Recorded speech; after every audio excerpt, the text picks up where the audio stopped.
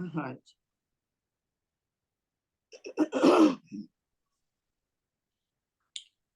राम राम जी, सबको राम राम। हाँ जी, हम लोग अपना आज सेवा वाला चैप्टर शुरू करेंगे। हालांकि पिछले हफ्ते हम लोगों ने सेवा के ऊपर काफी चर्चा करी थी, लेकिन स्वामी जी के जो दोहे लिखे हुए हैं उनके ऊपर हम ज्यादा नहीं कुछ बोल पाए। तो आज हम लोग यहीं से शुरू करेंगे, दोहों से, और बीच बीच में हम चर्चा करते जाएंगे। जहां जहां जो कुछ समझ आया, जैसे आया, आप लोगों के सहयोग से हम लोग आगे बढ़ेंगे। तो सबसे पहले हम लोग नमस्कार करते हैं। आपको बताया था पिछली बार भी, परमात्मा के गुणों का को याद करते हुए, उसको नमस्कार करते हुए फिर हम आगे अपनी सेवा वाले के चैप्टर में से दोहे पढ़ेंगे। परमात्मा श्री राम परम सत्य प्रकाश रूप परम ज्ञानानंद स्वरूप सर्वशक्तिमान एक अद्वितीय परमेश्वर परम पुरुष दयालु देवाधिदेव हैं। उसको बार बार नमस्कार नमस्कार नमस्कार नमस्कार। हाँ जी। Kiran aunty 16 and 17.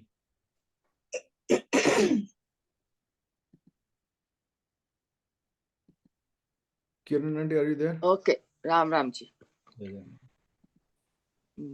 देख देव को दीन में देवालय ले मान, दया देव का देहरा दया दीन में जान। दीन सेव कर दूर हो हठ ऐंठन अतिमान, घृणा बड़प्पन ना रहे भेद भाव का ज्ञान। दीन सेव कर दूर हो हठ ऐठन ऐठन अतिमान, घृणा बड़प्पन ना रहे भेद भाव का ज्ञान। राम राम। बहुत खूब आंटी, मजा आ गया। वाह, गुड गुड, थैंक यू। देख देव को दीन में, स्वामी जी बता रहे हैं यहाँ पर कि जो दीन है, जिसका कि हमने पहले भी वर्णन किया था कि कुछ ना कुछ अभाव है उनके अंदर। ऐसे सच पूछा जाए तो हम लोग सभी दीन हैं। क्यों दीन है? क्योंकि आंतरिक दृष्टि से देखें या आध्यात्मिक दृष्टि से देखें तो हम लोग दीन ही हैं। जहाँ हमको आत्मा का बोध नहीं है, अज्ञान से हम भरे पड़े हैं, तो हमारे अंदर ये भी एक सबसे बड़ी दीनता है। लेकिन यहाँ स्वामी जी बाहर की दीनता की बात कर रहे हैं।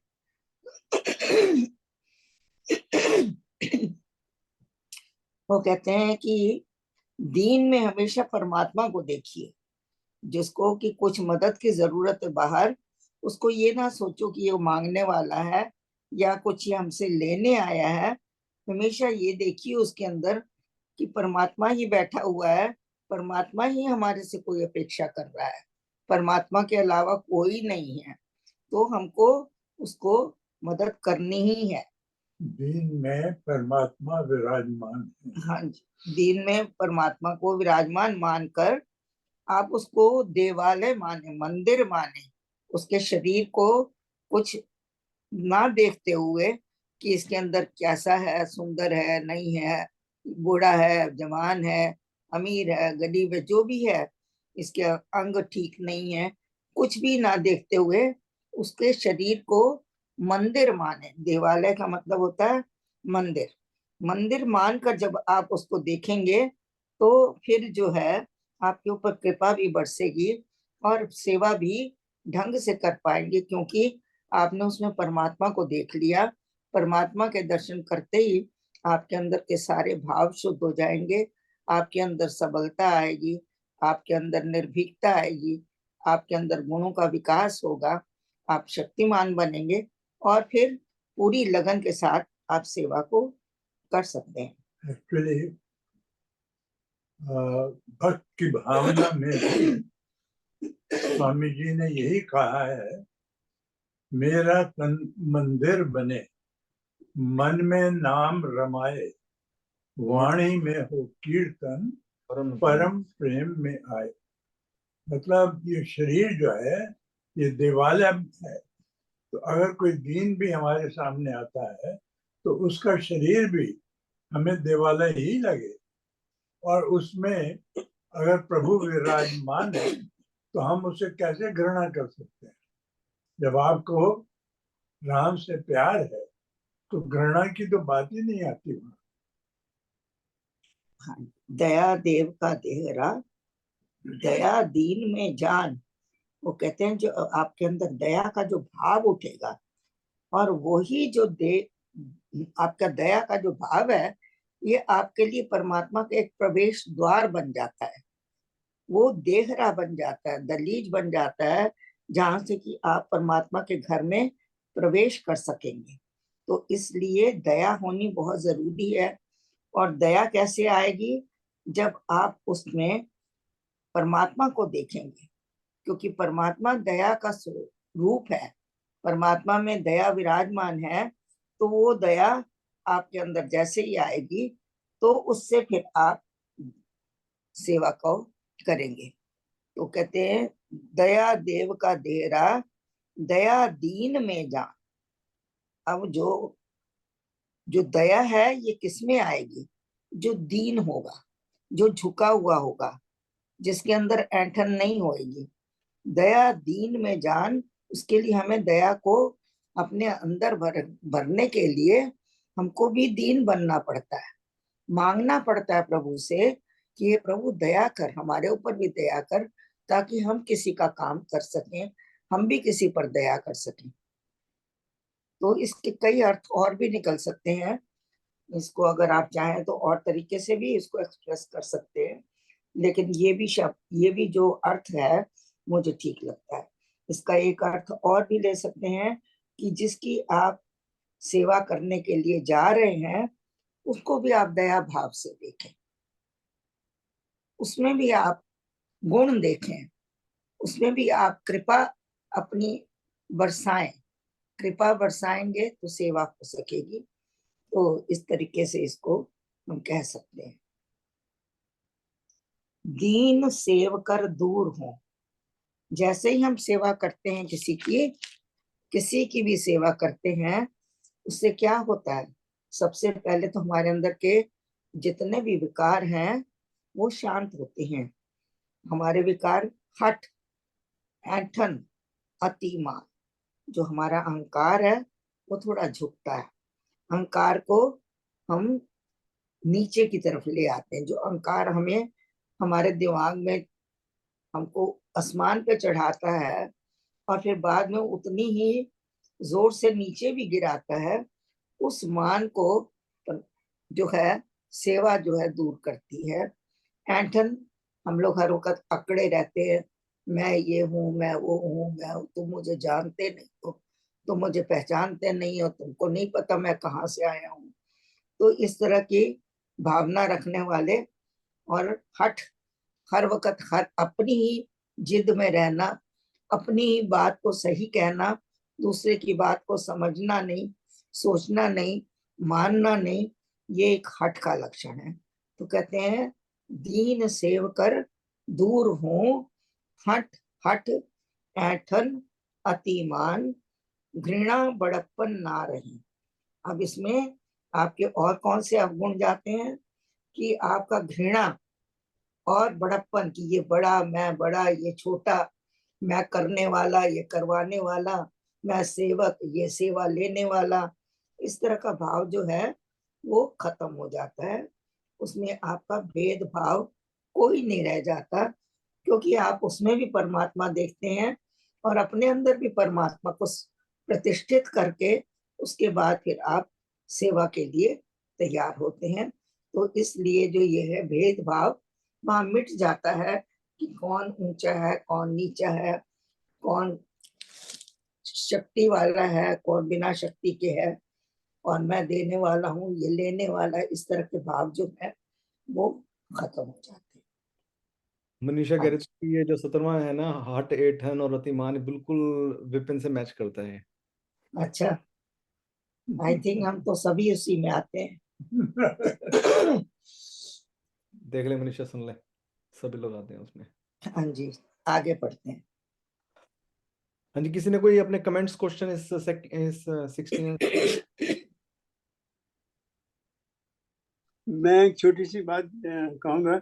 मैंने सोचा था किसी वक्त भी कहूँगा, मगर ये हमारी शुरुआत है सेवा की। तो सेवा में मैं एक चीज़ जो मेरे मन में आई थी बात, पिछले दिनों ना रामायण बहुत चली और देवी का भी हमने साधना की। और एक चीज़ जो नज़र आती है, जो हमें महसूस होती है, यहाँ सेवा का यहाँ पर मतलब आता है, क्योंकि हम गुरु पूर्णिमा भी आ रही है, हम गुरु के बारे में भी सोचते हैं, तो देखते हैं कि भाई ये जो सेवा है, एक सेवक के रूप में और एक भक्त रूप और साधक के रूप में सब एक ही हैं।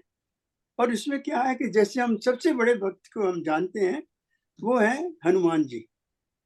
राम जी के प्रति जो उनकी श्रद्धा रही है, जो उनके एक साधना भी रही है, और सेवक के रूप में, एक भक्त के रूप में भी आए हैं और उनको सेवा की उन्होंने पूरी तरह से, मतलब कि पूरी 100% सेवा की है, भक्ति रूप में दी है। ऐसे ही मैं एक और उदाहरण जानता हूँ, जो कि मैंने सुना हुआ है। हमारे प्रेम जी महाराज जो सेवक रहे हैं, उनने पूरी श्रद्धा के साथ, आत्मसमर्पण के साथ, पूरी श्रद्धा के साथ अपने स्वामी जी की जो सेवा की है ना, इससे बड़ी सेवा को हो नहीं सकती, जिसमें कि उन्होंने पूरी तरफ से 100% साइकिलों पे जा जाके उनके जो प्रवचन थे उनको लिखा। अपनी कितना, मतलब कि अपना कुछ नहीं रखा उन्होंने, उसको कहते हैं पूर्ण तरीके से श्रद्धा। तो हम इन दोनों उदाहरणों को, एक हनुमान जी के और दूसरा प्रेम जी महाराज को समझ के, हम उसके ऊपर ये सेवा का पूरा चैप्टर जो है आधारित कर सकते हैं। तो उसके लिए मुझे कहना था कि ये जो सेवा और सेवक और जो हमारी साधना है, हमारे जीव और आत्मा की जो यात्रा है, ये कितने कैसे कैसे हमको स्वामी जी ने अपने भक्ति प्रकाश में ये साधन दिए हुए। जैसे कि भक्ति है, कर्म है, वैसे तो गीता ने दिया है कर्म ज्ञान, योग ज्ञान, और ये भक्ति, अपना भक्ति ज्ञान, कर्म योग और ज्ञान योग। मतलब ये चीजें ऐसे दी हैं कि ये इससे जो है हमें कितनी हमें प्रेरणा मिलती है। और इसी से जैसे है भक्ति, सिमरन और ये सेवा। आपने बिल्कुल ठीक बोला है। ये प्रेम जी महाराज जी को ये बोला जाता था कि राम शरणम के हनुमान जी हैं वो। जी जी जी। बहुत सारे लोग जो वो प्रेम जी तो महाराज जी। इसको हम ध्यान रखें, सेवा जो है हम इसी आधार में हम रख के इसको पढ़ें। Thank you. हाँ जी, रजनी मेहरा जी, 18 and 19 प्लीज। मुझको मैंने बंद कर दी, आपका जो है लग रहा था नीचे लग रहा हो। ओके। वंदना करिए सतगुरु जी को, सतगुरु जी को हृदय कमल से। राम मिले हो नम्र ही, हरिजन बने विनीत। परमारथ हो नम्र बन, पतने पल्ले पल्ले मधु। मेरे को ये क्या हो गया, इतना छोटा क्यों हो रहा है ये। पहले बंधुपन प्रीत, जिस मस्तक में ज्ञान है, आत्मा हरि का भान। फलित पेड़, ये क्या हो रहा है इसको भाई, ये कम छोटा बड़ा क्यों हो रहा है। फलित पेड़ सम नम्र वे, रहे भूल हठ पान। थोथा बादल दूर हो, 17। नीचा भरा सुहाय। श्री हरि के दरबार में, नीचा शोभा पाए। जय सिया राम, जय जय सिया। इतना ही पढ़ना है कि और पढ़ना है? बस 18 ठीक and है, 19 ओके, थैंक यू। और पढ़ना है? नहीं नहीं नहीं, बस ठीक है। कह रहे हैं राम मिले हो नम्र ही। कहते हैं परमात्मा आपको तभी मिलेगा अगर हमारे अंदर नम्रता है। बहुत बड़ा गुण है, बहुत बड़ा गुण है। हम लोगों में से हम लोग कई तो नम्र हैं, स्वभाव से नम्र हैं, लेकिन कई ऐसे हम लोग साधक होते हैं जो अंदर से तो हम लोग हठी हैं, अंदर से तो हमारे अंदर ऐंठन है, मान है, लेकिन ऊपर से हम नम्रता का भाव दिखाते हैं और दिखाने की कोशिश करते हैं। बनते नहीं है नम्र, बनने और दिखने में फर्क होता है। तो वो कहते हैं कि यहाँ आपको नम्र बनना है, दिखना नहीं है। पर या वो कहने हैं राम मिले को नम्र ही, हरिजन बने विनीत। अब हरिजन किसको कहा है? हमने अपने आप को, जो सेवक है, वो सेवक जो है वो हरिजन है, उसको विनीत ही होना है। राम मिले को नम्र ही। हमको परमात्मा के द्वार तभी हम प्रवेश कर सकते हैं यदि हमारे अंदर ये नम्रता का गुण है।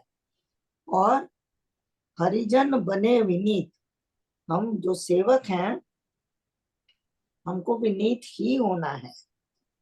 और परमार्थ को नम्र बन। जब भी हम सेवा, परमार्थ दूसरों के हित में काम करना, अपने स्वार्थ को छोड़कर दूसरों का सोचना, उसको परमार्थ कहते हैं। तो वो तभी हो सकता है परमार्थ का कार्य जब हमारे अंदर नम्रता का गुण आएगा।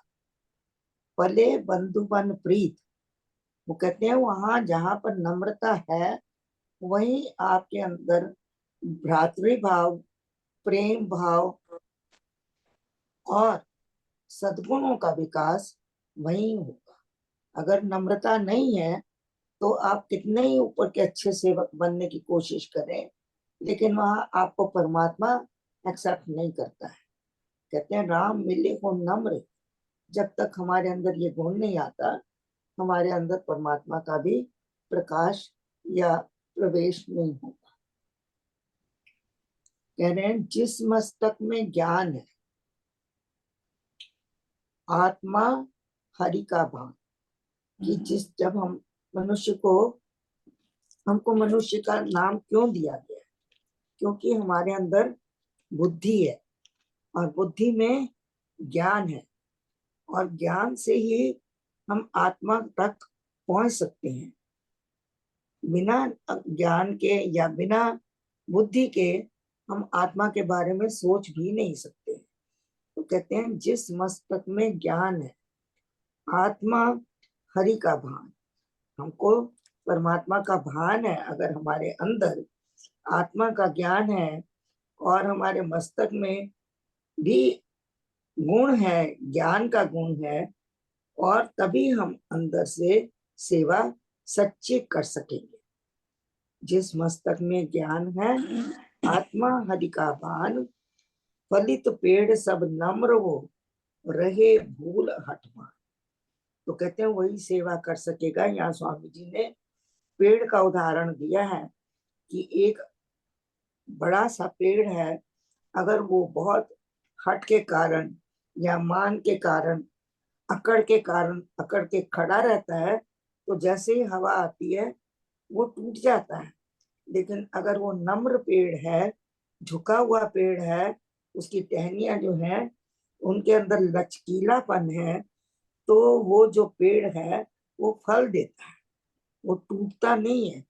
किसी भी ऋतु में, किसी भी परिस्थिति में वो पेड़ जो है उसका नाश नहीं होता है। ऐसे ही वो कह रहे हैं कि हमको भी अपने अंदर हठ और बाण का क्या मतलब होता है? आदत।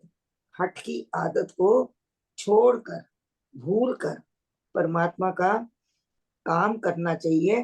कहते हैं करें राम का कार। राम की काम क्या है? सेवा। सेवा हम परमात्मा से मांगते भी रहें और करते भी रहें। तो यहाँ पेड़ का उदाहरण देकर स्वामी जी ने बताया है कि जिस मस्तक में ज्ञान है, आत्मा हरि का भान। जिसके मस्तक में ज्ञान है वही सेवा कर सकता है। जिसके अंदर आत्मा का विकास हुआ है, या चेतनता का जागृत है और वो परमात्मा को मानता है, तो वही सेवा कर पाएगा। जैसे कि पेड़ जो है झुककर फल देता है, इसी तरह से अगर हम अपने अंदर के अहंकार को, हठ को, अभिमान को, ऐंठन को, सबको छोड़ के सेवा करें तो वो सेवा जो है फलदायी होगी।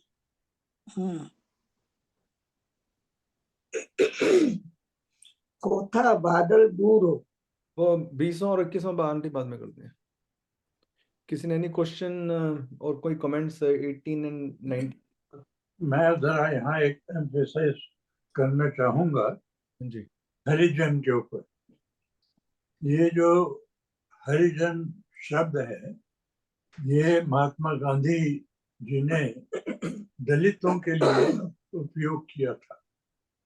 मेरा ये समझना है कि स्वामी जी ने कभी भी किसी को दीनहीन इस तरह से नहीं माना था कि वो दलित हैं, हम उनको छुआछूत को दूर करने के लिए इस शब्द का प्रयोग हुआ था। पर स्वामी जी कहते हैं कि हम सभी हरि के जन हैं, इंक्लूडिंग जो दलित हैं। इसका मतलब है कि स्वामी जी ने कभी भी भेदभाव रखा ही नहीं। स्वामी जी का कहना यह था कि सभी हरिजन हैं, हरि के ही हम अंश हैं। इसलिए हम लोगों को सबको ये ध्यान रखना चाहिए कि स्वामी जी ने हमेशा समझाया कि कोई भी भेदभाव आप जाति और दलित समझकर न रखें। हम सब हरिजन हैं, और जिसको महात्मा गांधी ने हरिजन बतलाया, वो मेरे ख्याल है एक गलत शब्द का इस्तेमाल हुआ था, क्योंकि हरि के तो सभी जन हैं, तो दलितों को खाली हरिजन बना देना वो एक गलत बात है। हम लोगों की जो ऐंठन होती है, हमारे लोगों का जो अतिमान होता है, वो पैसों का होता है या किसी हम लोग सक्षम होते हैं किसी चीज को करने में, तो हम लोग अपना मान समझने लगते हैं इस चीज को, या कुछ कर देते हैं तो बड़ा समझते हैं कि मैंने किया ही है और मेरे सिवा और कोई नहीं कर सकता था। कि दूसरा जो है हरिजन है, मैं उससे ऊंचा, ये कितना भेदभाव दिखलाता है। तो कबीर जी और अगर ये समझ में आ जाए कि हम सभी हरि के जन हैं, तो वो भेदभाव ही नहीं रहेगा। तो कि मत कर माया यहाँ का। पर हम लोग पीछे रामनवमी गई है, रामायण सब पढ़ते रहे हैं नवरात्र में, तो रामचंद्र जी के चरित्र को हम लोग बीच बीच में थोड़ा थोड़ा कहीं कहीं लेके आएंगे।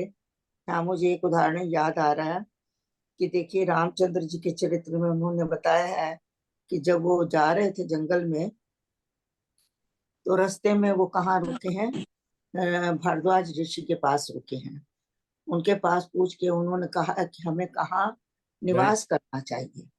तो जब उन्होंने ये क्वेश्चन पूछा, तो कहते हैं कि भारद्वाज ऋषि जो थे वो त्रिवेणी के निकट ही कहीं रहते थे, जहाँ पर तीनों गंगा, जमुना, सरस्वती मिलती हैं, उसको त्रिवेणी कहते हैं। तो ऐसे स्थान के नजदीक रहते थे। तो यहाँ वो बता रहे हैं कि त्रिवेणी उन्होंने क्यों उनसे पूछा, भारद्वाज जी से। वो कहते हैं क्योंकि उसी से हम साधकों को गुरु बनाकर ज्ञान लेना चाहिए, जिसके अंदर तीनों चीजें हैं, भक्ति भी है, ज्ञान भी है और कर्म भी है। तो उसका प्रतीक उन्होंने भरद्वाज ऋषि को बताया कि उनके पास ये तीनों चीजें थी। तभी राम जी ने उनसे पूछा कि मुझे कहाँ निवास करना चाहिए।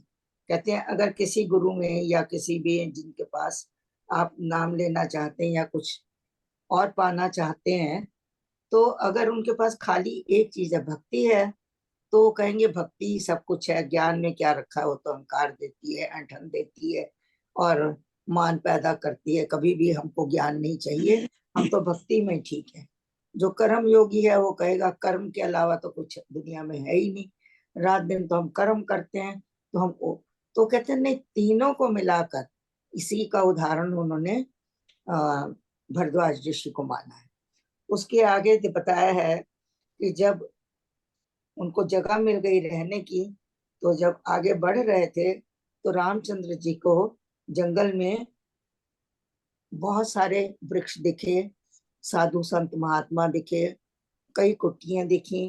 तो जहां भी सब लोग जो बाहर खड़े थे उन्होंने सबको प्रणाम किया, दूर से प्रणाम किया, पेड़ पौधों को भी प्रणाम किया, ऋषि मुनियों को भी किया, साधु संत जितने थे सबको प्रणाम किया। लेकिन भीलों को उन्होंने खींच के अपने गले लगाया, उनको प्रणाम नहीं किया, क्योंकि वो हीन थे, वो उनके अंदर कोई कमी थी, वो ज्ञानवान नहीं थे, उनके अंदर कोई बुद्धि का, कोई आत्मा का, किसी चीज का प्रकाश नहीं था।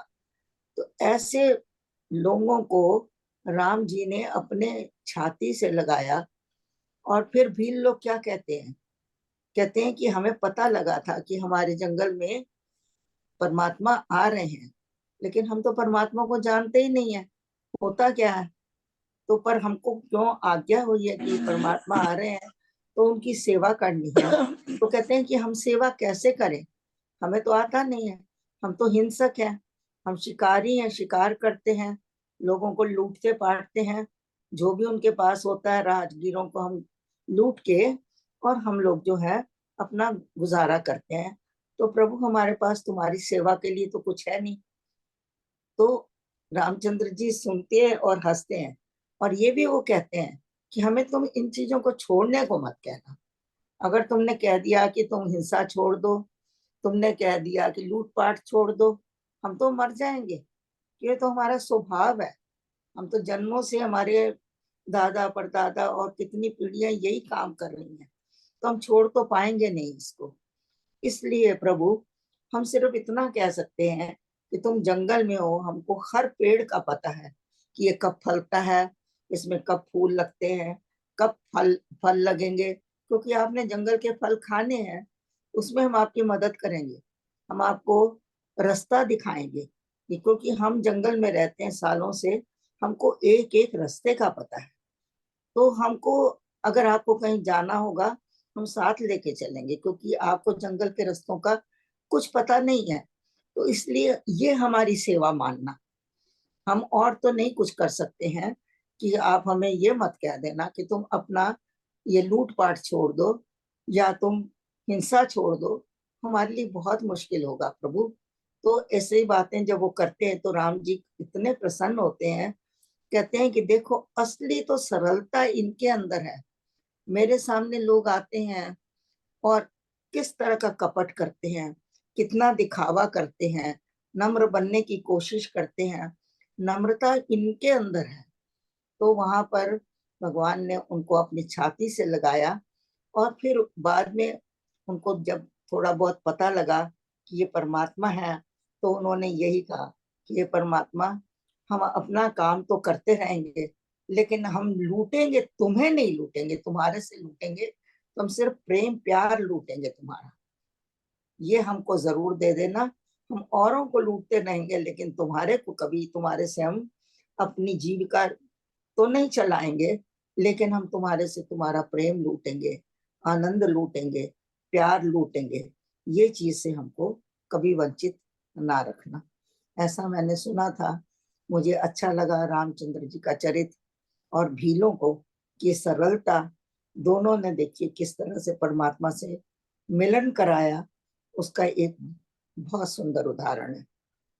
ये भील धन्यवाद। शबरी, जो शबरी थी वो भी भील नहीं थी।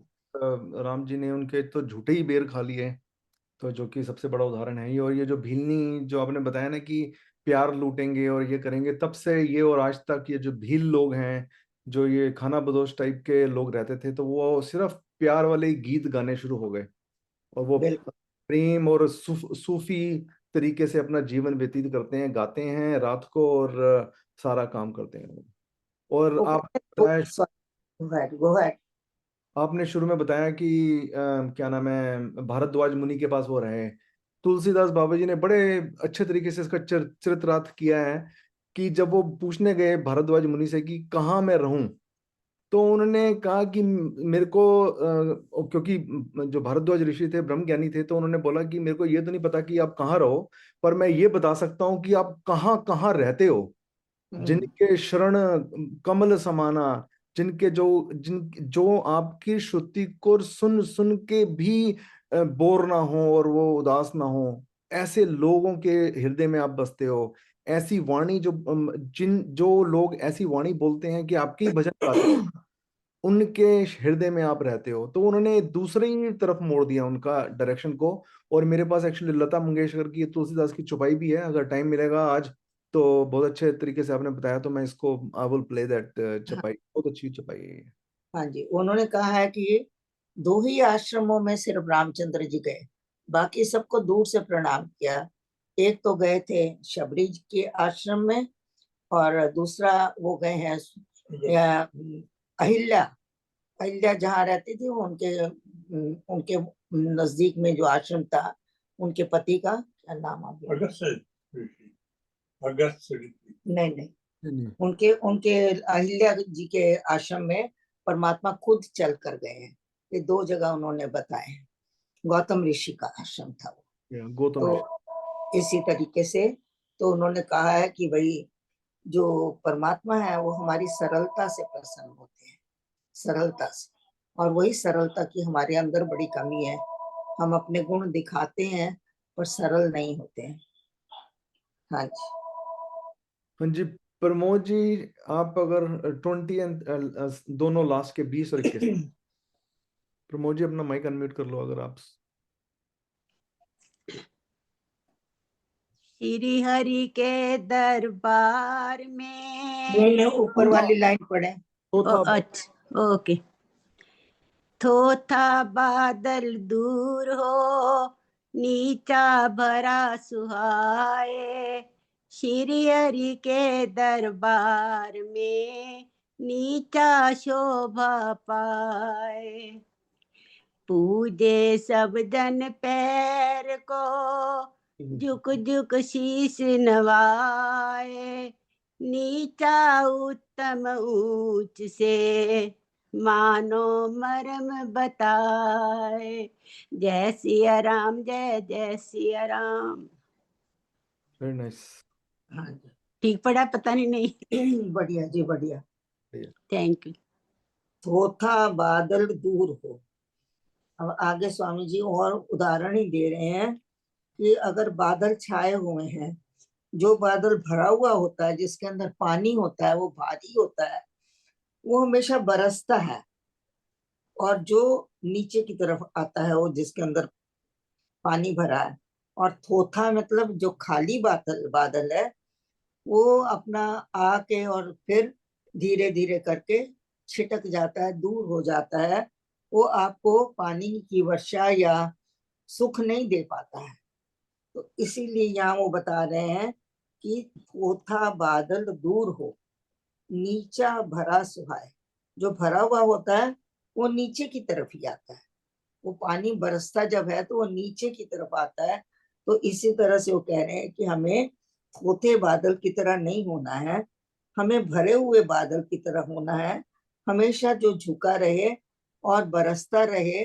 कैसा बरसता रहे? दया से, कृपा से, अपने सेवा से और अपने गुणों से लोगों को आकर्षित करे। तो यहाँ पर इसका अर्थ यही बता रहे हैं कि जितने भी हम नीचे झुकेंगे, जितने भी हम नम्र होंगे, जितने भी हमारे अंदर ये गुण होंगे, उतने ही हम अच्छे साधक, अच्छे सेवक बन पाएंगे। वो कहते हैं श्री हरि के दरबार में नीचा शोभा पाए। जैसे अभी हमने कहा है, बीलों की कहानी भी बताई। तो कह रहे हैं कि परमात्मा के दरबार को में जो नीचा है, उसी को सबसे ज्यादा परमात्मा पसंद करते हैं।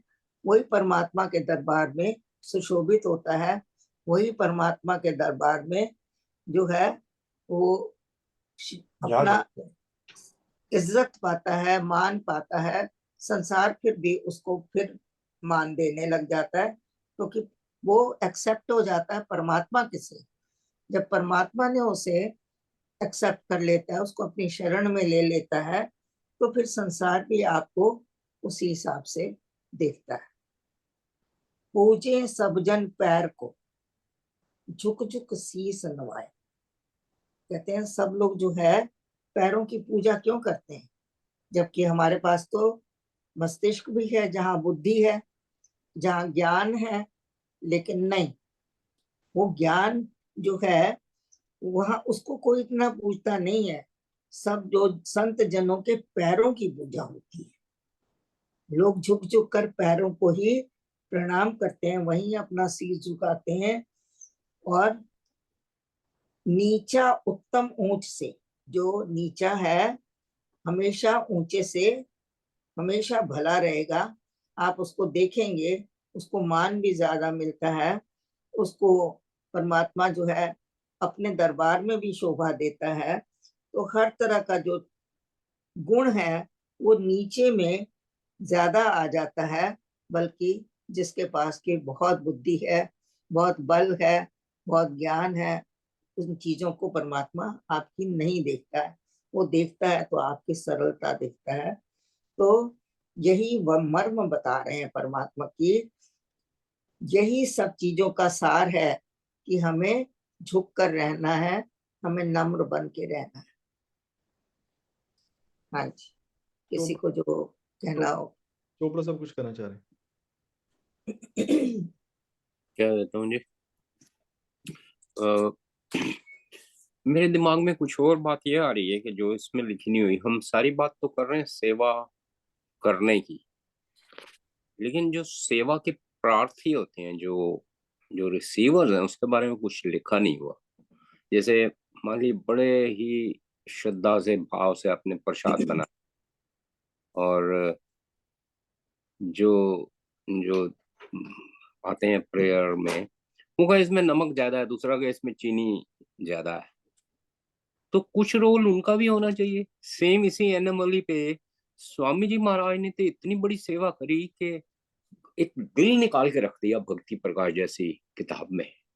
और जो पढ़े ही ना, जो देखे ही ना, सुने ही ना, समझने की तो फिर बात ही बड़ी दूर की हो गई ना। उनका भी कोई रोल तो होना चाहिए। इसमें तो नहीं लिखा हुआ, लेकिन they should also be the proper part of that. मान लीजिए कोई हर वक्त कहे, विपिन तो हमेशा ही कहता है चमचम नहीं लाया जी, वो जो लाए हैं वो उसका तो पहले तो खुद ही ले आना चाहिए। मुझे ना इसमें से एक एक छोटा सा एग्जांपल दिमाग में आ रहा है। मेरे हिसाब से ये यहाँ पर बिल्कुल फिट बैठता है। So I like to share it to make it better, इसकी अंडरस्टैंडिंग समझ में आए। एक इंडस्ट्रियलिस्ट है, बड़ा कामयाब है, समझदार है, स्पिरिचुअलिस्ट है, पैसा भी है उसमें, कर्म भी है, सभी कुछ उसके पास है। उसकी बीवी नहीं है, और उसका एक बच्चा है जो एवरेज है पढ़ाई में।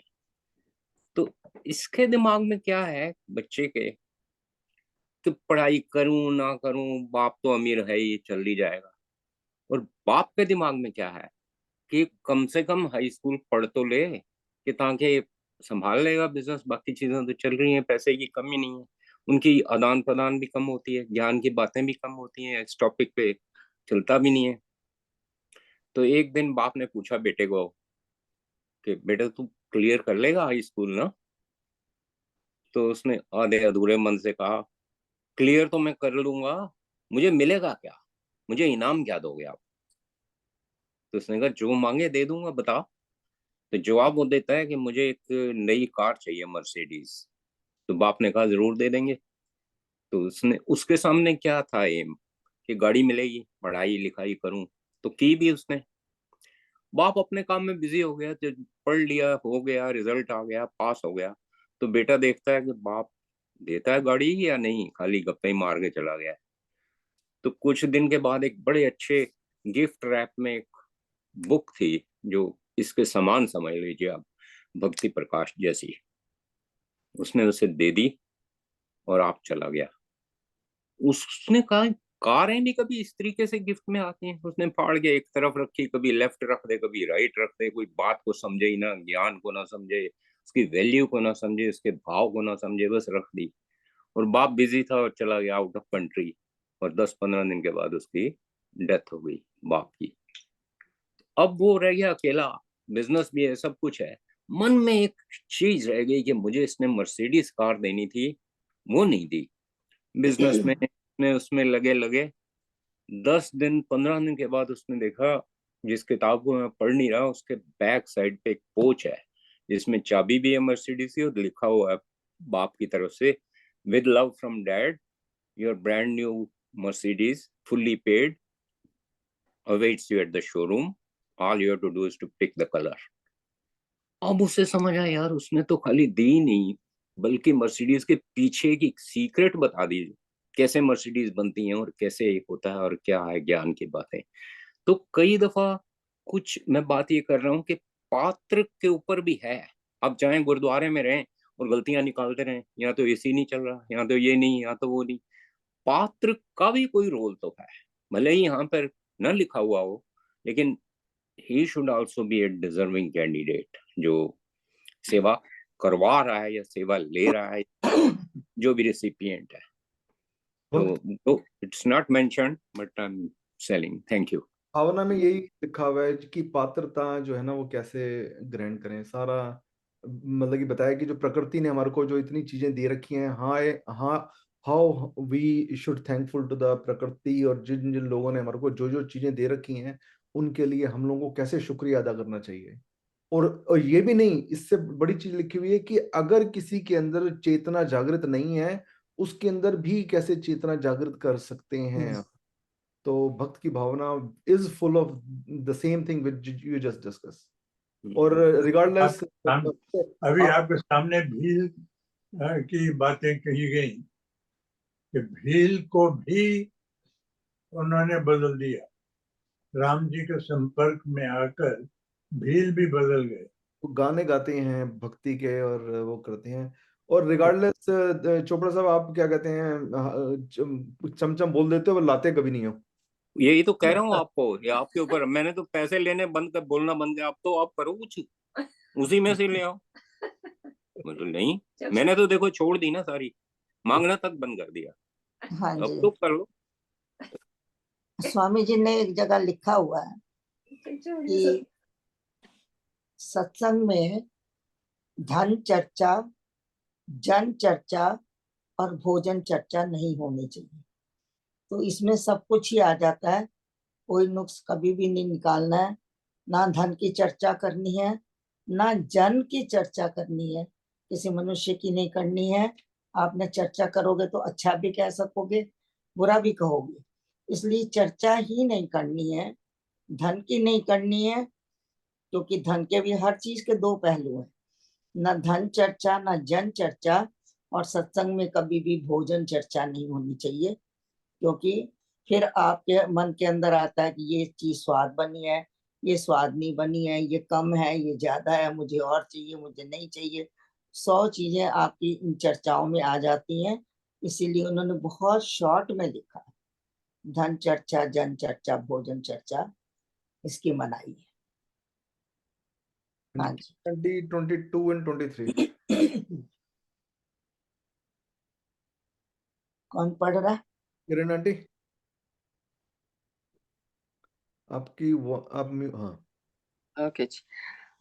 भक्ति जाप भगवान का, भजन कर्म शुभ चाल, सेवा संगति संत की, उच्च कर्म संभाल। सेवा में सिर दीजिए, तन की ममता खोए, दीप शिखा को काटिए, तभी चांद ना हो। दीप शिखा को काटिए, तभी चांद ना होए, रामा तभी चांद ना होए। जय श्री राम। भक्ति जाप भगवान का, भजन कर्म शुभ चाल, सेवा संगति संत की, उच्च कर्म संभाल। कहते हैं ये जितनी भी चीजें ऊपर बताई हैं ये सारे उच्च कर्म है। इनको तू अपने पल्ले बांध ले, इनको संभाल ले, कि यही जीवन में करने हैं, यही सार है, यही मर्म है। और कौन कौन से कर्म है? परमात्मा की भक्ति करना, जाप करना, भजन करना, शुभ कर्म करना और सेवा करना, फिर संत की संगति करना। ये सारे उच्च कर्म है। इनको तू अपने पल्ले बांध कर इनको करता चल। कर्म शुभ चाल। चाल क्या मतलब है? कि चलना। ये सब तेरे सुंदर चरित्र के लिए ये सब जरूरी है।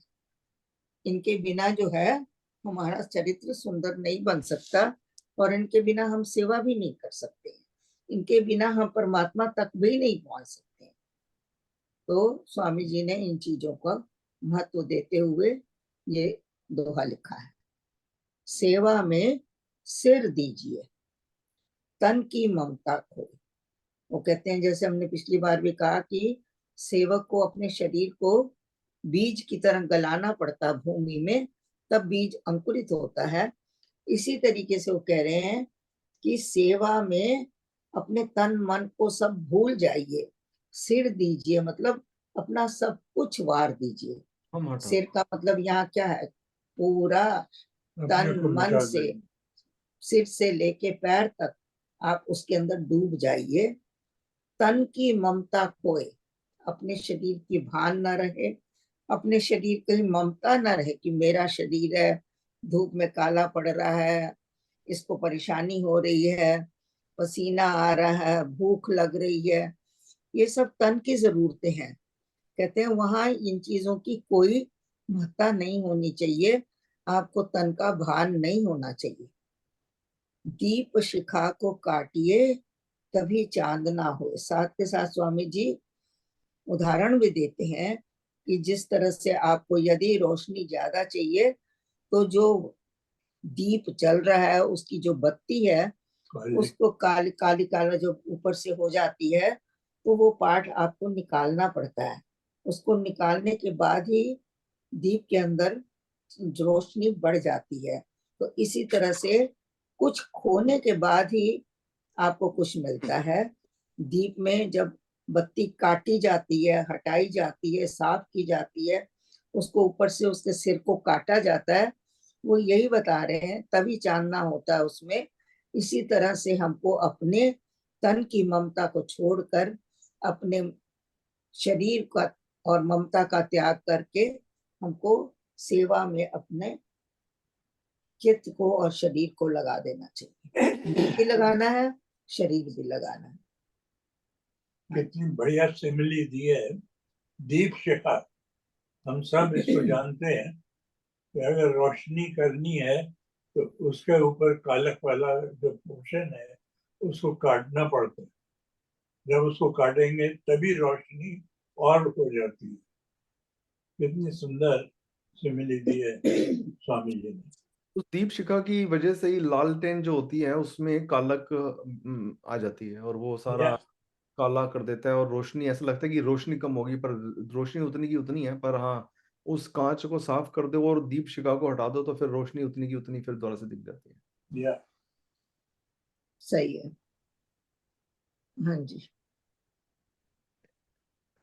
किरण आंटी कुछ कहना आपने? हाँ जी, हाँ कमलेश जी बता रहे हैं सब कुछ सब ठीक बस चल रहा है। तो इसमें सभी कुछ ही आ रहा है कि हमको जो सेवा मिले हम बड़े ही अपना उसको बड़े ध्यान से और बड़े समर्पण से करें उसको। और सेवा में अपना सिर भी दे के हम अपना सब कुछ सेवा करें तो उसी में हमारा भला है, उसी में हमको सब कुछ मिलता है, सेवा से ही सब कुछ मिलता है हमको। और सेवा से करने के बाद कोई फल की इच्छा नहीं करनी, ये सबसे बड़ा ज्ञान है। कि कर्म में भी यही है कि फल की इच्छा ना करो, सकाम नहीं करो, निष्काम काम करो। भक्ति का भी है निष्काम, मगर कोई फल की इच्छा करने की जरूरत भी नहीं है। अब मैं देखता हूँ कभी स्वामी जी के जो कर्म है उनको देखते हैं तो स्वामी जी ने क्या किया सारी जिंदगी, उन्होंने कोई अपना स्वार्थ देखा ही नहीं, सिर्फ यही उनके मन का भाव है इतनी सिद्धियां प्राप्त होने के बाद भी स्वामी जी ने क्या किया है कि राम का नाम विस्तार किया है, उसको विस्तार किया है, उसको विस्तृत रूप से बांटा है, मतलब कि उसको उसका दान दिया, राम का नाम का दान दिया उन्होंने। दान, ये भक्ति का जो शक्ति है वो यही आपको सिखाती है, दीनता, दीनता के साथ दया, दया के साथ दान। दान हर एक कुछ मन से भी दान हो सकता है, अपने शरीर से भी दान देते हैं, पैसे का भी दान देते हैं, मगर उन्होंने राम का नाम दान दिया है। उन्होंने वो तभी तो कहते हैं फल की इच्छा ना करे इंसान, जैसे कर्म करेगा वैसा फल देगा भगवान। तो इसी नाम पे रजनी महाराज जी 24 और 25। हाँ जी, यहाँ हम लोग थोड़ा कुछ और रामचंद्र जी के बारे में सेवा के लिए उनका भी एक और उदाहरण ले लेते हैं। उन्होंने देखिए अहिल्याबाई का उद्धार किया। ये हम लोग सभी पढ़ते हैं कि अहिल्या जो है वो काष्ठ के समान हो गई। स्वामी जी ने उसको लकड़ी के समान बताया है और तुलसीदास जी ने उनको पत्थर के समान बताया कि जड़वत हो गई है, निर्जीव हो गई है, और उसके अंदर जो है कोई इतनी चेतनता नहीं रह गई। अंदर में चेतन है, बाहर से वो एकदम मृतक के समान पड़ी हुई है। तो इसका उदाहरण देखते हुए लगता है कि यह अहिल्या है क्या। तो कहते हैं कि अहिल्या जो है हमारी बुद्धि का प्रतीक है, जो हमारे शरीर के अंदर हमारी बुद्धि है सबसे ऊपर। इसीलिए तो हम मनुष्य कहलाते हैं, क्योंकि हमारे अंदर परमात्मा ने बुद्धि डाली है जो कि और सब जगह इतनी विकसित नहीं है। तो कहते हैं कि जो हमारी ये बुद्धि है, ये जब विलासों में फंस जाती है, विषय विकारों में फंस जाती है, तो इसको परमात्मा भी त्याग देता है, आत्मा भी त्याग देती। कहती है रमे रहो, उधर ही रहे। तो कहते हैं यही बुद्धि का हाल हुआ। जब ये बुद्धि जो है विषय विकारों में फंस गई, इसको मिला तो जीवन था संत का, संत के साथ इसको मिला था, गौतम ऋषि के साथ इसको जीवन व्यतीत करने का मिला। लेकिन विकारवश ये इंद्र के जाल में फंसी, और इंद्र जो है वो प्रतीक किसका है? विलासता का। वो उस विलासता में फंस गई और उसने संत का साथ छोड़ दिया, तो उसका पतन हुआ। कहते हैं उस पतन के कारण ऋषि ने उसको यही कहा कि शाप तो मैं तुझे दे सकता हूँ, लेकिन तेरा उद्धार करने के लिए परमात्मा को ही आना पड़ेगा, वो मैं नहीं कर सकता। तो कहते हैं उसके लिए फिर परमात्मा को उसके पास आना पड़ा। कहते हैं परमात्मा जब आपके ऊपर उपकार करता है तो सबसे पहले गुरु की कृपा होती है। कहते हैं गुरु ही आपके केस को परमात्मा के आगे लाके रखता है, और किस प्रकार रखता है उसके ऊपर बहुत डिपेंड करता है कि गुरु क्या कह रहा है। हालांकि जब रामचंद्र जी जा रहे थे वहां पर धनुष तोड़ने के लिए, तो रास्ते में इनका गौतम ऋषि का आश्रम पड़ता था, तो उसको इग्नोर करके आगे भी जा सकते थे। विश्वामित्र जी कह सकते थे चलो यहाँ तो कुछ खास नहीं है, पड़ी रहने दो इसको, ये तो एक अपनी और ये स्त्री जो है के द्वारा त्यागी गई है। और लेकिन गुरु ने क्या कहा कि यहाँ पर कोई है, साधक है जिसको मैं जानता हूँ, इसने बड़ी तपस्या करी है और इतनी सुंदर इसने तपस्या करी है, लेकिन एक भ्रांति में आके और उसने कुछ गलत कर दिया है जिसकी वजह से वो जड़वत हो गई है। तो गुरु ने ही परमात्मा को प्रेरित किया, आपका बताया कि मैं इसको अच्छी तरह जानता हूँ, मैं इसका साक्षी हूँ। जब गुरु साक्षी बनता है तो परमात्मा की कृपा होती है। तो यहाँ पर ये भी एक बताया कि गुरु कृपा का एक आपको उदाहरण दे रहे हैं, साथ में ये भी बताया कि साधक की अवस्था कैसी हो जाती है, जड़वत हो जाती है। एक ऐसी अवस्था आ जाती है जब साधक कुछ भी नहीं कर पाता और पूर्णतया परमात्मा के ऊपर समर्पित हो जाता है। कहता है अब मेरे बस में कुछ नहीं रह गया, जो करेगा सो तू करेगा, मैं कुछ नहीं कर सकता, वो निर्जीव की तरह पड़ जाता है। उसके अंदर कोई क्रिया नहीं रहती है, कोई उसके अंदर कोई भोग विलास नहीं है, कोई जप ध्यान भी नहीं है, अंदर में चेतन है, बस प्रतीक्षा कर रहा है। तो यहाँ पर अहिल्या को एक प्रतीक्षा का प्रतीक कहा गया है कि जीवन में अगर किसी ने प्रतीक्षा करी है तो एक तो है ये अहिल्या और दूसरा उदाहरण है शबरी। दो ने प्रतीक्षा करी है। कहते हैं परमात्मा को पाने का सबसे जो एक मतलब गुण है वो है धैर्य। अगर आपके अंदर धैर्य है तो आपके जीवन में परमात्मा जरूर आएंगे।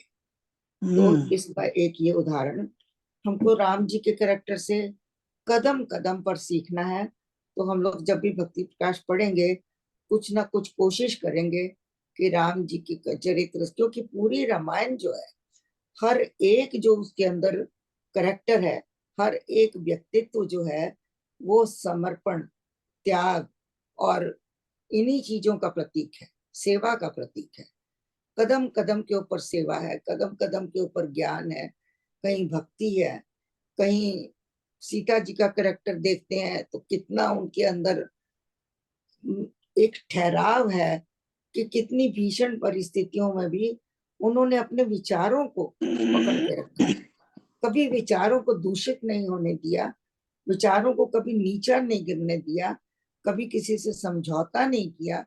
तो इसी तरह की हम कुछ कुछ बातें लेके भक्ति प्रकाश में आगे चलते रहेंगे। और आपको यदि कुछ पता हो आप भी प्लीज बोलिए, समझाइए, हम एक दूसरे से ज्ञान लें और एक दूसरे को ज्ञान दें। धन्यवाद। रजनी महाराज जी 24 and 25। वंदना करिए सतगुरु जी को, सतगुरु जी को हृदय कमल से काट छाट कर दे बड़े तरु केले के कुंज, शीश शरीर समर्प कर बड़े तेज का पुंज, जाति जाति धर्म में बलि बने जाए न जी के हार, सातों सागर लांग वे कर ले बेड़ा पार, वंदना करिए सतगुरु जी को। बहुत खूब। हाँ जी, पहले उन्होंने उदाहरण दिया है दीप शिखा का, अब वो कह रहे हैं केले के कुंज का उदाहरण दे रहे हैं, केले का बगीचा। कहते हैं काट छाट कर के बढ़े तरु केले के कुंज। एक केले का जहां पर बहुत सारे पेड़ हैं एक साथ, उनको बढ़ने के लिए भी काटना छाटना पड़ता है, तभी पेड़ बढ़ते हैं और उसमें सुंदर फल लगते हैं। यदि उनकी काट छाट ना करी जाए तो वो उसमें फल उतने नहीं लग पाएंगे जितने की लगने चाहिए। तो इसका मतलब है कि अपने जीवन में हमको काट छाट का मतलब क्या है, अवगुणों की काट छाट करते रहना चाहिए। जो अवगुण है उनको देखते देखते उनको दूर करने के उपाय करते हुए हमको आगे बढ़ना चाहिए। किस प्रकार, जिस प्रकार की केले के जो पेड़ हैं उनको काटने से उनमें वृद्धि होती है, इसी प्रकार हमारे अवगुणों और दोष जब कम होंगे तो हमारे अंदर गुणों का विकास होएगा। वो कह रहे हैं शीश शरीर समर्प कर, अपना सिर तक देने की आपके अंदर क्षमता आ जानी चाहिए जब आप सेवा के मैदान में उतरते हैं। ये मत सोचिए कि मेरा क्या होगा, अब मेरा क्या होगा, मेरा परिवार कैसे चलेगा, मेरा जीवन कैसे चलेगा, मैं अगर सेवा में लग गया और मेरा शरीर खराब हो गया तो फिर मैं क्या करूंगा। इस तरह की कोई भाव आपके अंदर नहीं आना चाहिए। पूर्ण समर्पण अपने शरीर का होना चाहिए, यहाँ तक कि आपको अपने शीश भी अगर आपसे कोई मांगे तो वो भी आप देने के लिए तैयार है। हालांकि शीश कोई मांगेगा नहीं, ना ही आपको देना पड़ेगा, सिर्फ यही है कि उसमें आपकी जान जा सकती है, शरीर खराब हो सकता है, आपके अंदर सेवा के वक्त कुछ ऐसे दोष आ सकते हैं जो कि प्रकृति के द्वारा है या कुछ और कारणों से भी, उसका आपने ध्यान ना देते हुए आगे सेवा के कार्य में चलते जाना है। तो कहते हैं शीश शरीर समर्प कर बड़े तेज का पुंज, तभी आपके अंदर के जो गुण हैं तेज बढ़ेगा, तेज बढ़ेगा, आपके अंदर प्रकाश बढ़ेगा, आपके अंदर समर्थ बढ़ेगी, आत्मा का गुण जागृत होगा, चेतनता आपके अंदर बढ़ेगी, सारे गुण आपके अंदर आ जाएंगे, नम्रता भी आएगी, आपके अंदर मान भी आपका खत्म होगा। ये सारे गुणों का विकास जो है स्वामी जी कह रहे हैं कि वो आपको सेवा में ही मिलेगा, लेकिन उसके लिए आप कुछ बलिदान करना पड़ेगा। आगे कह रहे हैं। हाँ जी। इसका मैं एक सबसे बड़ा उदाहरण दूंगा। जब एक बाज कबूतर के पीछे आता है, और कौन से वो राजा थे जिन्होंने कहा है?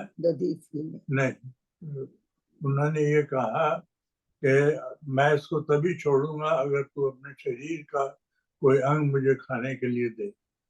तो उन्होंने राजा जी ने अपने शरीर का एक एक अंग काटना शुरू किया, तब भी वो बाज कहता था नहीं, और दो और दो और दो। अंत में उन्होंने कहा अच्छा तो मैं अपना सिर भी काट देता हूँ। तब भगवान प्रसन्न हुए और उन्होंने वरदान दिया कि वाकई अगर किसी में इतना आ जाए कि मैंने ऐसी सेवा, किसी का जीवन बचाना है और उसके जीवन को बचाने में अगर मुझे अपना शरीर भी त्यागना पड़े तो मैं उसके लिए तैयार हूं। राजा जी का नाम याद नहीं है, भर्तृहरि थे। मुझे नहीं पता, गलत नाम बताने से अच्छा है। या हाँ जी, पर ये हमने सुना हुआ बचपन में। या ये सुनी तो मैंने भी हुई है, बट नाम नहीं पता है। हाँ जी। आगे का दोहा है जाति धर्म में बलि बने जाए न जी से हार। ये क्या कहते हैं कि अगर आपको जाति की सेवा करनी है, अपने धर्म को बचाने के लिए कुछ करना है, तो जाति धर्म में बलि बने जाए न जी से, उसमें आपको अपने शरीर का या अपने आप को बलिदान करने का भाव होना चाहिए। क्योंकि जाति को अगर आपने बचाना है या धर्म के लिए आप लड़ रहे हैं, तो ये कोई सरल कार्य नहीं है, इसमें आपकी जान तक जा सकती है।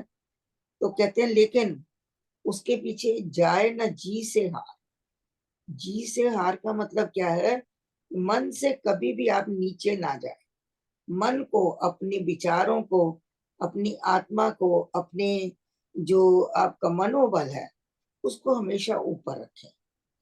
जी से हारने का मतलब सब कुछ हार शुद्ध जाए। रखें, नहीं, शुद्ध रखें, मन को शुद्ध रखें। मन को शुद्ध रखने से भी ज्यादा अलग इसका भाव ये है कि अपने मन को ऊंचा उठाए रखें। और जहां आपने सोचा भाई मैं तो कर नहीं सकता, मेरे बस का तो नहीं है, इसको कहते हैं हार मान लेना। मन से हार मान लेना, मन से जीत लेना। कहते हैं ना, स्वामी जी ने लिखा मन के जीते जीत गए, मन हारे से हार। तो यहाँ उसका मतलब यहाँ पर आ रहा है कि जी से हमको, जी मतलब मन, अपने मन से हमको कभी हार नहीं माननी है, अपने मन को हमेशा ऊंचा उठा के दे रखना है। यही कहना है मैं कर सकता हूँ, मैं कर सकता हूँ, राम मेरे साथ है, मेरे अंदर उसकी शक्ति है। इस तरह का भाव भर के जब आप जाति और धर्म की सेवा करेंगे तभी आप सफलता पाएंगे। मैं सफल ही होऊंगा। हमेशा पॉजिटिविटी लेके जब हम चलेंगे तो फिर हमारा काम और हमारी सेवा होगी। तो कह रहे हैं जाति धर्म में बलि बने जाए न जी से हार, सातों सागर लांग कर ले बेड़ा पार। कितने सातों सागर लांघना, मतलब बहुत कठिनाइयों को पार करके, क्योंकि आसान नहीं है सेवा करना। हमने पिछली बार भी कहा था कठिन कर्म है सेवक होना। तो कह रहे हैं कि सातों सागर लांघने के समान सेवा है। अगर वो आप कर सकते हैं तभी आपका बेड़ा पार होगा। अगर आप इतना सिर देने के लिए तैयार हैं, तन देने के लिए तैयार हैं, अपने मन को ऊंचा उठाने के लिए तैयार हैं, इतना कुछ अगर आप करने के लिए तैयार हैं, तभी आप सेवा के लिए अपने आप को तैयार करें, कहें कि हाँ मैं कर सकता हूँ। ये जो सेवा है ये सातों सागर लांघ करने वाली बात के समान है। जिस तरह सातों सागर लांघना आसान नहीं है, इसी तरह सेवा करना भी एक आसान नहीं है। और जो कर लेगा तो फिर उसका बेड़ा पार है। बिल्कुल पार है। हाँ जी। सबसे बड़ा उदाहरण जो है वो मुझे याद आ रहा है, जैसे हमारे 10 गुरु जो हैं, गुरु नानक के साथ साथ गुरु तेग बहादुर अर्जुन देव, गुरु गोविंद सिंह ने अपने चारों बच्चों का बलिदान दिया। ये किसको? जाति और धर्म को बचाने के लिए। इससे बड़ा कोई उदाहरण होता नहीं है हमारे, जैसे मेरी याद में तो यही आ रहा है। और ये भी सुना है कि जब उनको जो युद्ध क्षेत्र था दिखाने के लिए लेके गए कि कितनी लाशें बिछी हैं, और ये भी कहा गया कि चलिए आप अपने पुत्रों को मरे हुए ही देख लो, तो कहते हैं जब वो गए तो उन्होंने लाशों के ढेर देखे इतने सारे, तो किसी ने उनको कहा कि ये आप जरा इनके ऊपर चादर तो डाल दो, ये 4 बच्चे आपके ही हैं। तो कहते हैं तुम क्या सोचते हो कि ये 4 ही मेरे हैं? ये बाकी जो गिरे हुए हैं, बाकी जो पड़े हुए हैं, क्या वो मेरे नहीं है? तो मैं ये नहीं कर सकता कि मैं 4 बच्चों के ऊपर चादर चढ़ाऊं या उनको ढकूं, उनके मृत शरीर को। मेरे लिए सारे बराबर हैं, मैं इनके लिए अलग से कुछ भी करने वाला नहीं हूं। तो ये होता है त्याग, इसको कहते हैं सेवा। कहना आसान है, हमारे लिए तो ये सुनना भी कठिन है, लेकिन हम बड़भागी हैं कि हम इस तरह की त्याग की बातें हमारे इतिहासों में लिखी हैं और हम उनको सुनते हैं, पढ़ते हैं। हाँ जी। और is anyone has any comments, question? तो आंटी जैसे सुबह अभी आपने बोला ना कि भारद्वाज ऋषि के आश्रम में गए थे, तो उसके से रिलेटेड एक तुलसीदास जी का बड़े अच्छे दोहे हैं जो कि लता मंगेशकर ने मैं सोच रही थी कि विपिन जी का दोहा नहीं आया। नहीं, मेरे दोहे नहीं है, तुलसीदास जी के दोहे हैं। नहीं बोलते तो आप हो ना, आपको याद है। लता मंगेशकर जी ने बड़े प्यार से गाया है इसको। लगा दो सबको। बिल्कुल लगा दीजिए। तो आपका थोड़ा सा रेस्ट भी हो जाएगा, ठीक है आज। अच्छा आपने अच्छा बोर्ड लगा रहे हो।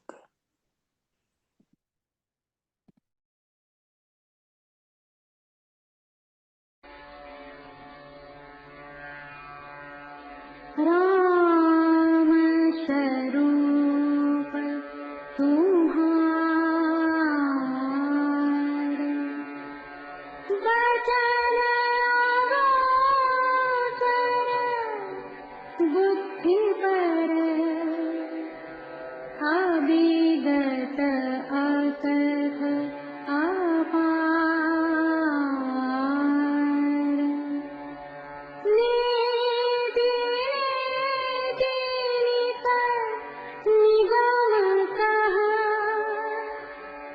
राम स्वरूप तुम्हारे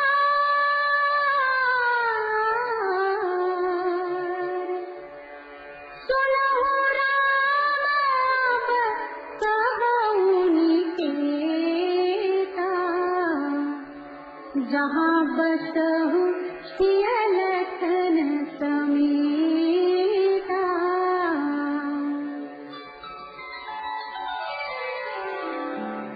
जिनके श्रवण समुद्र समाना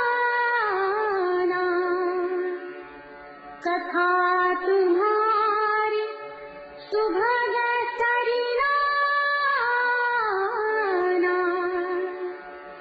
भरही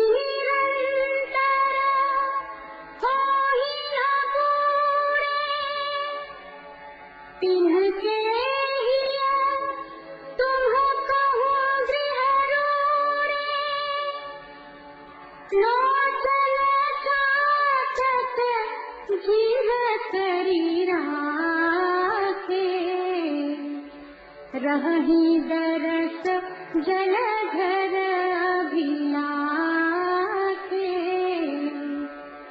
तिन्हके हृदय सदन सुखदायक, बसहु बंधु सिय सहर गुनायक। जस तुम्हार मानस बिमल, हंसिनी जिया दासु। मुक्ताहर गुण गण चुनई, राम बसहु सिय दासु। प्रभु प्रसाद सुचि सुभग सुबासा, सादर जासु लहई नित नासा। तुम ही निवेदित भोजन करही, प्रभु प्रसाद पट भूषण धरही। करही सकरही राम पद पूजा, राम भरोस हृदय नहीं दूजा। चरण राम तीरथ चली जाही, राम बसहु तिनके मन माही। सब करी मागहि एक फल, राम चरण रति हो।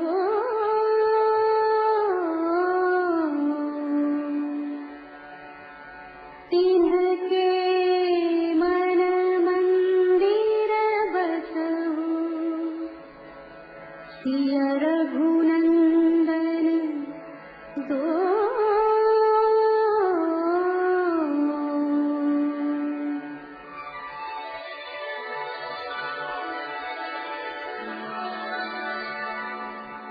काम कोह मद मान ना मोहा, लोभन क्षोभन राग ना द्रोहा। जिनके कपट दंभ नहीं माया, तिनके हृदय बसहु रघुराया। कहि सत्य प्रिय बचन बिचारी, जागत सोवत शरण तुम्हारी। तुम्हि छाड़ी गति दूसरी नाही, राम बसहु तिनके मन माही।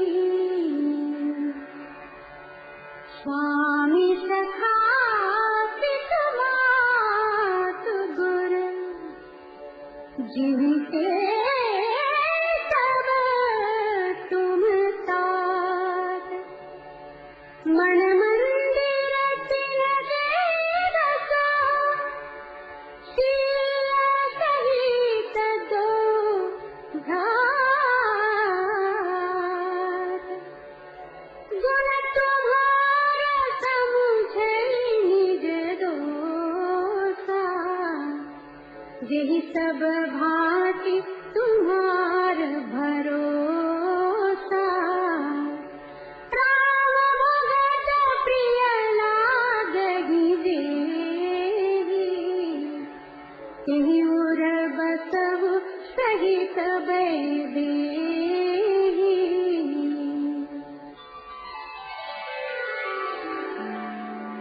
जाति पाति धन धर्म बढ़ाई, प्रिय परिवार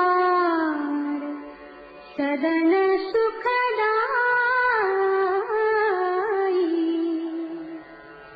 सब त्यजी तुम्हि रहई उरलाई, तेहि के हृदय रहु रघुराई,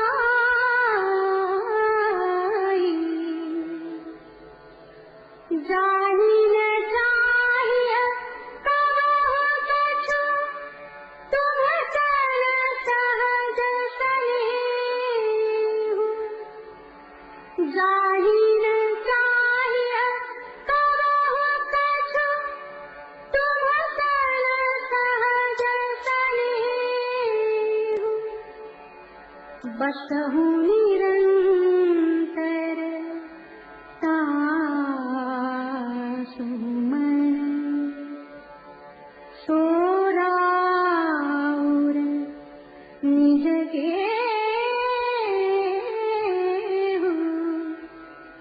सोराउर निज गेहु।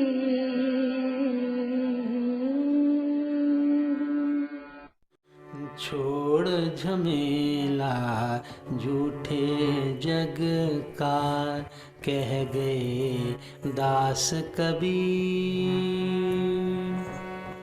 पार लगाएंगे एक पल में तुलसी के रघुवीर। छोड़ झमेला झूठे जग का, कह गए दास कबीर, पार लगाएंगे एक पल में तुलसी के रघुवीर। छोड़ झमेला झूठे जग का, भूल भुलैया जीवन तेरा, साचो नाम प्रभु को। भूल भुलैया जीवन तेरा, साचो नाम प्रभु को। मन में बसा ले आज तू बंदे, लेके नाम गुरु को,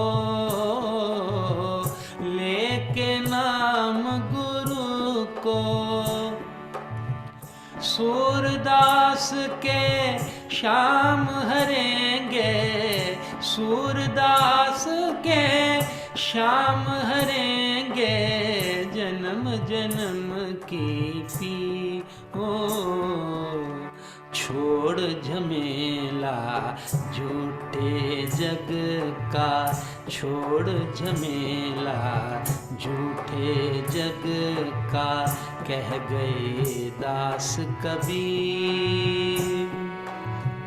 पार लगाएंगे एक पल में तुलसी के रघुबीर। सर्वशक्ति मते परमात्मने